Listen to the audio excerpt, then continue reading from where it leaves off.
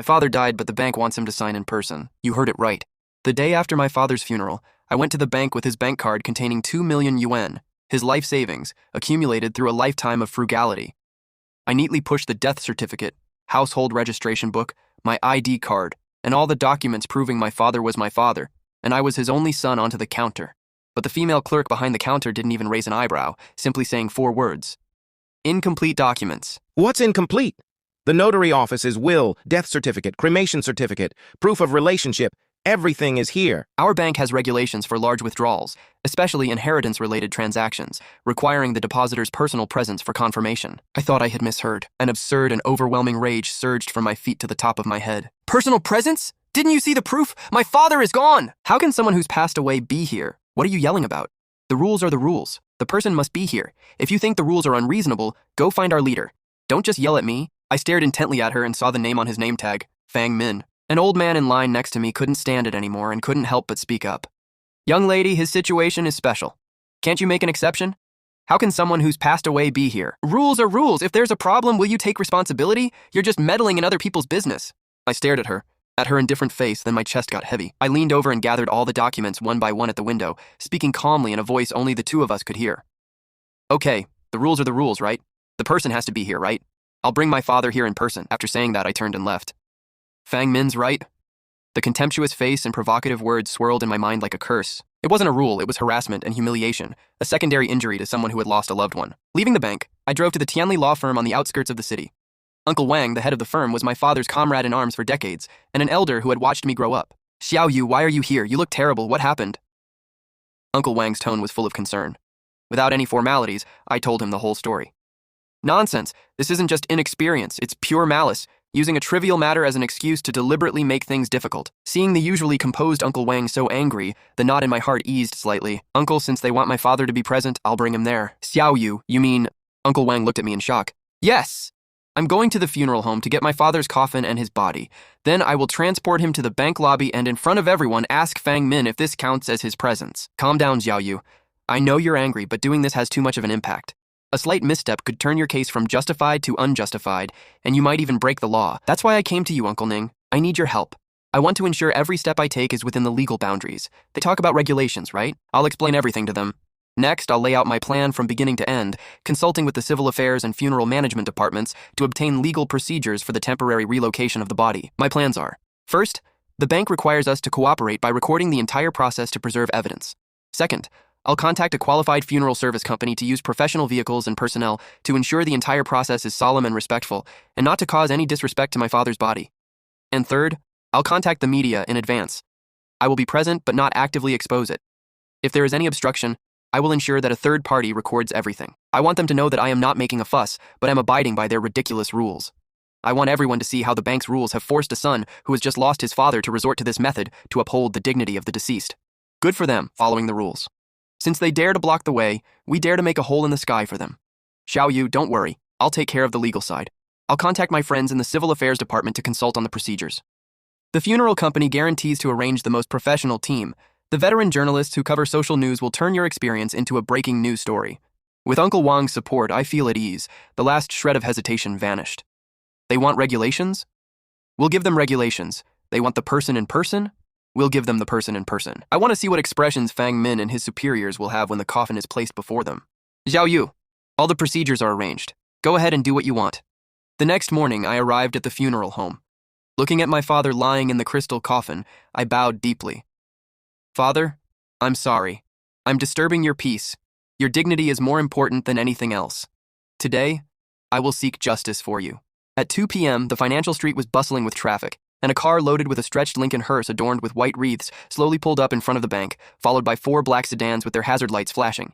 This unusual combination immediately drew the attention of passers-by, who stopped and stared in curiosity. I got out first, followed by 8 burly men in black suits and white gloves. They opened the trunk of the hearse, and when the crystal coffin appeared in the sunlight, a collective gasp filled the air.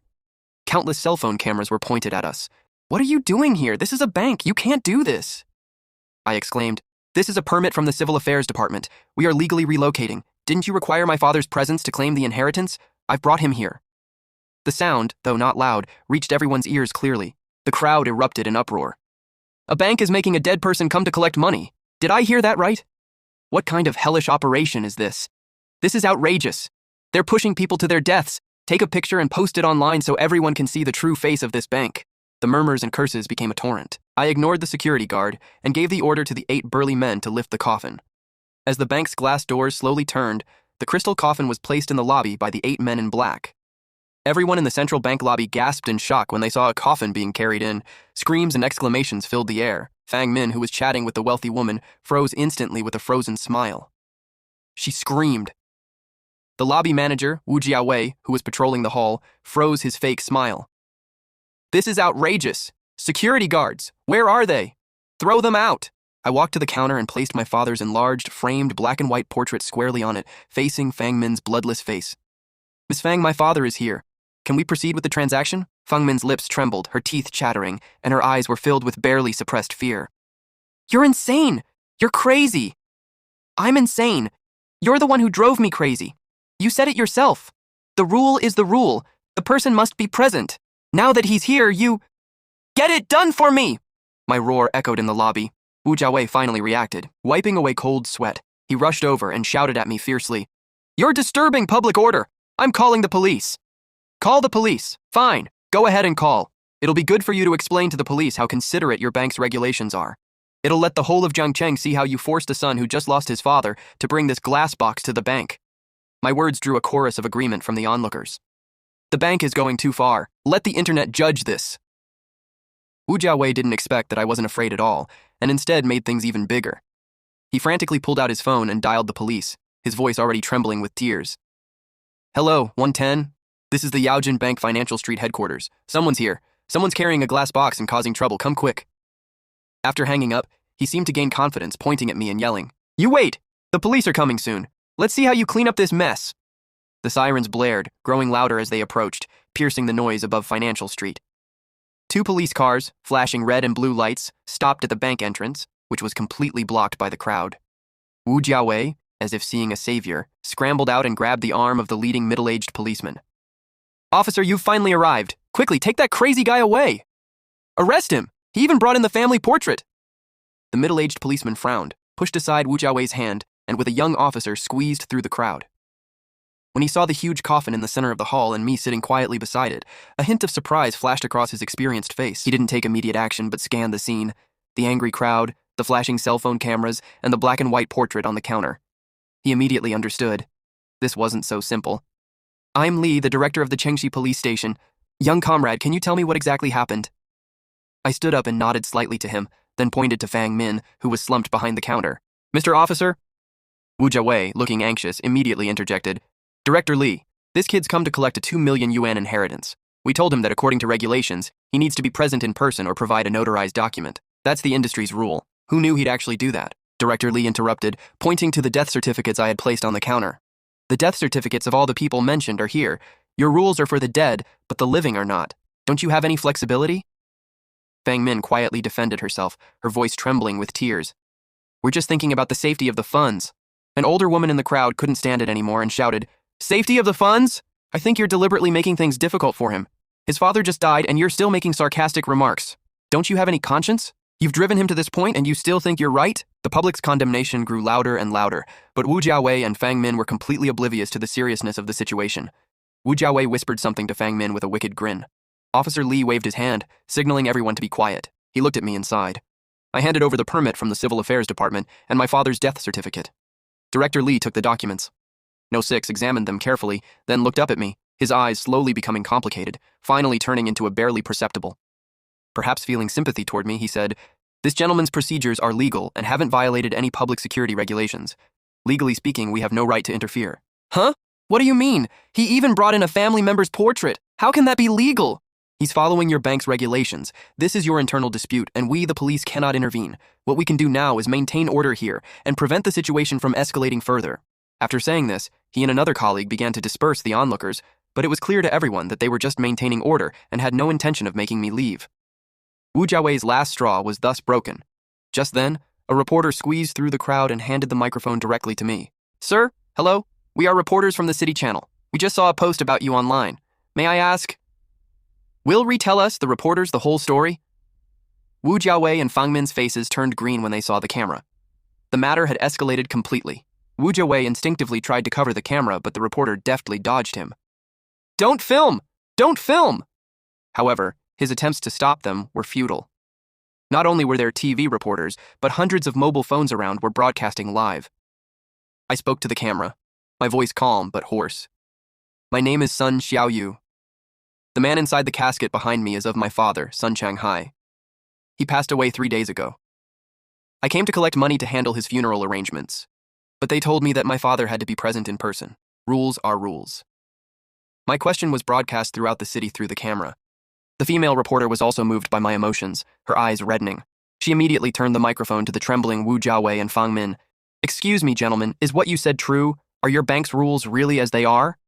Is this inhumane?" Wu Jiawei's lips trembled, unable to utter a single word.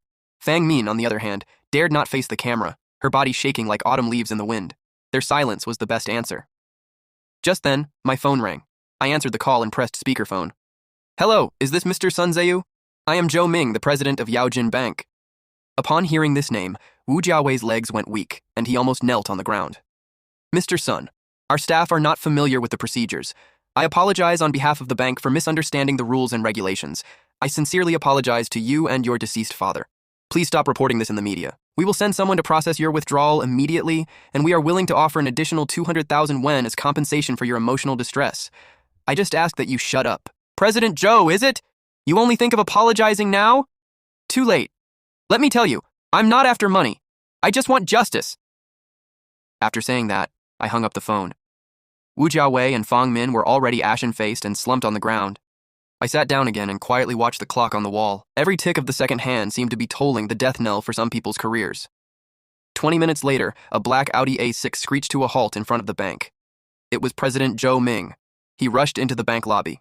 "Mr. Sun, I'm so sorry. It was my mismanagement that caused you to suffer." "President Zhou, you should understand my request, right?" Yes, Mr. Sun, I'll do it right away." He straightened up, turned to face the terrified Wu Jiawei and Fang Min, and his humility instantly turned into thunderous rage. "Wu Jiawei, Fang Min, you two, as bank employees, not only failed to solve the problem for the customer, but also had a terrible attitude and made things difficult for the customer, seriously damaging the reputation of our Yaojin Bank. The incident caused extremely negative social impact. From now on, you two are officially dismissed. The head office will record your behavior in your files, and the entire financial industry will permanently blacklist you." Fang Min burst into tears, knelt on the ground, crawled towards Zhou Ming, and hugged his legs. "President, no, please, President, no. Please, President, I was wrong. I was really wrong. Please give me another chance. I am begging you, please, Mr. President, give me another chance."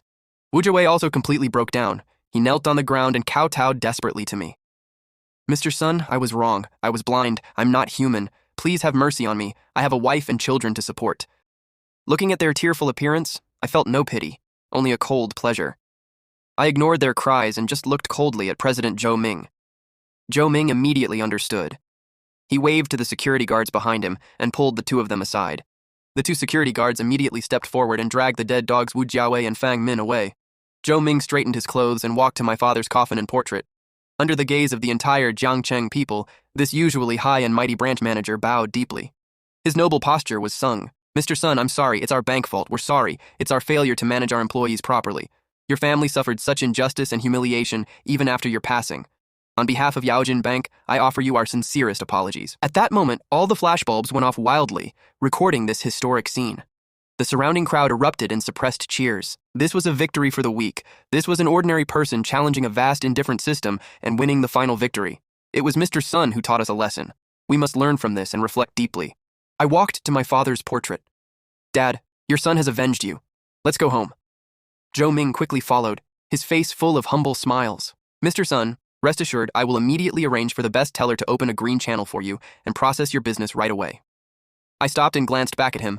I took a bank card from my pocket and tossed it to him. I ignored him and turned to follow the hearse procession. The crowd automatically parted to make way for us. I could hear people whispering about how this young man was truly... That man was so satisfying. That's how those snobbish bastards should be punished. Who will dare say honest people are easy to bully now? Holding my father's portrait, I walked step by step out of this place that had brought me the ultimate humiliation and also the ultimate dignity. The moment I stepped out of the bank, the sunlight shone on me. We got back into the car, and the convoy slowly started moving, driving away from Financial Street under the watchful eyes of countless cameras. The tense nerves inside the car finally relaxed completely at that moment. I leaned back in my seat, watching the street scene rushing past the window. and tears streamed down my face without warning. It wasn't sadness or grievance, but release. 3 days later, at Sishan Cemetery, I held the most magnificent funeral for my father, so that he could leave with dignity. I personally placed my father's urn in the burial plot I had chosen for him. On the tombstone, I only engraved one line: "Tomb of my beloved father, Sun Changhai." I sat alone in front of the tombstone, and I lit the apology letter issued by Yaojin Bank and signed by Zhou Ming in front of the tombstone. The flames rose, turning those hypocritical words to ashes. "Dad, I don't need their hypocritical apologies. I just need justice. You can rest in peace here. Those who bullied us have paid the price." A mountain breeze blew, scattering the ashes, as if my father were responding to me. I stood up and bowed deeply to the tombstone. The impact of that incident in Jiangcheng was far more profound than I had imagined. The Coffin Bank incident became the biggest news in Jiangcheng that year. I, Sun Zheyu, also became a household name in Jiangcheng. Yaojin Bank's reputation plummeted. It is said that Zhou Ming was quickly transferred due to mishandling the situation. Wu Jiawei and Fang Min's fate was even more tragic. They were permanently blacklisted from the industry, meaning they could never find work in any financial institution again. I had no sympathy for their ending. They chose their own path. When they chose to trample on the dignity of an ordinary person with indifference and arrogance, they should have expected this result. I did not indulge in the pleasure of victory. I used the money my father left me to open a small bookstore near the university town. The bookstore was small but quiet. Every day I organized books, brewed a pot of tea, and watched the students come and go outside the window. Life was more peaceful and tranquil than ever before.